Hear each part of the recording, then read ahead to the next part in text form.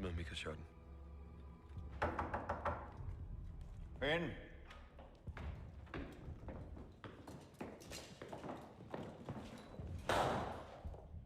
Herr general, bombardementerne er, som de kan høre, heftige og ødelægger stillingerne hurtigere, end vi kan bygge dem op. Vi er nødt til at diskutere en tilbagetrækningsplan. Lave en strategi for, hvordan vi redder hæren, uden at lide betydelige og meningsløse tab. Mortensen. Hvornår var det, at uddelingen af medaljer skulle finde sted? Var det ikke nu? Javel, herr general. Vi må tale sammen senere.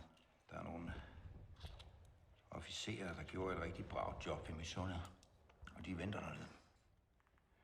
I al respekt, general. Preusserne venter ikke. Jeg har en fornemmelse af, at det her kun er begyndelsen. Og hvis vi ikke vil risikere et blodbad, så må vi foretage os noget nu. Duplan. Ordrene fra København er helt simple. Heltene fra missionen skal have medaljer. Pressen kommer, det styrker moralen. Og København vil høre om helte. De vil ikke høre om nederlag. Det er min ordre, og en soldat følger ordre.